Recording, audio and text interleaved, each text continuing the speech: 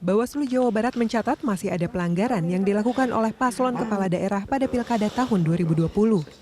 Hingga akhir September, Bawaslu menemukan 79 perkara yang terdiri dari 75 temuan perkara dan 4 laporan masyarakat. Dengan klasifikasi perkara, 35 pelanggaran administrasi, 7 kode etik, dan 30 hukum lainnya. Dari 79 perkara tersebut, Kabupaten Bandung menyumbang kasus terbanyak, yakni 17 kasus.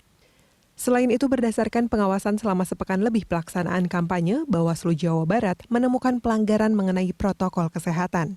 Pelanggaran terbanyak ditemukan di Kabupaten Bandung dengan jumlah 23 pelanggaran dari total 64 pelanggaran. Pasangan calon nomor urut 1, Kurnia Agustina Usman Sayogi menyatakan telah ketat menerapkan protokol kesehatan saat menjalankan kampanye, terutama soal jumlah peserta pertemuan. Jadi kalau ada yang mengundang atau kami mau menyelenggarakan, ya sesuai aturan itu. Jadi panitianya kalau mengundang 50 harus 50. Jadi tidak boleh gitu. Bahkan di undangannya pun ditulis gitu, hanya berlaku untuk 1 orang. Jadi kalau ada yang masuk tanpa undangan, kita tidak bisa.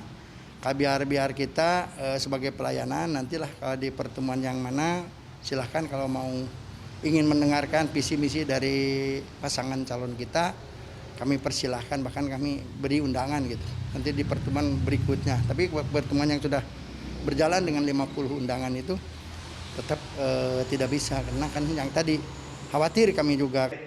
Pasangan calon nomor urut 2, Yana Iskandar dan Atep menyatakan mereka memiliki SOP sendiri untuk mensukseskan pilkada dengan tetap menerapkan protokol kesehatan. Namun mereka mengaku ada kesulitan saat bertemu langsung dengan masyarakat. Prakteknya di lapangan saya lihat.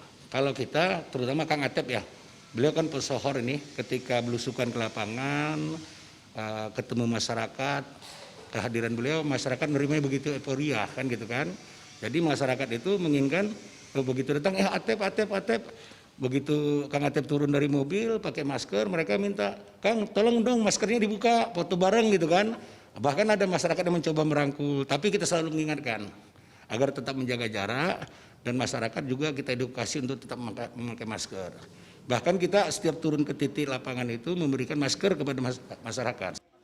Sementara pasangan calon nomor urut 3, Dadang Supriyatna dan Sahrul Gunawan menyatakan tertib dalam berkampanye tatap muka dan selalu menyiapkan logistik masker serta hand sanitizer. Bawaslu setiap saya kunjungan selalu ada.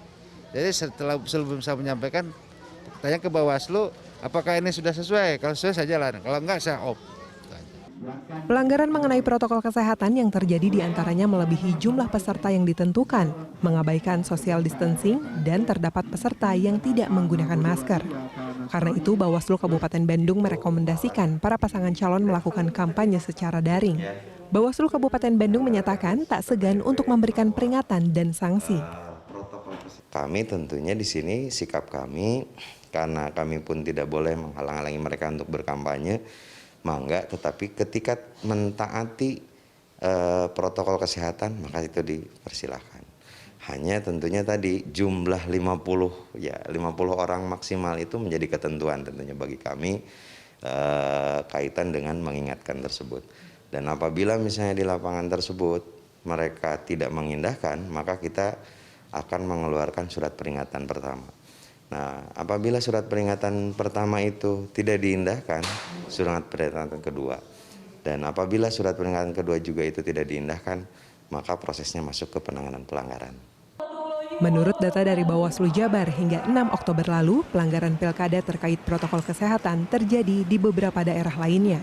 Di antaranya Indramayu dengan 11 pelanggaran, Karawang 10 pelanggaran, Depok 9 pelanggaran, Pangandaran 6 pelanggaran, Sukabumi 3 pelanggaran, serta Tasikmalaya dan Cianjur 1 pelanggaran.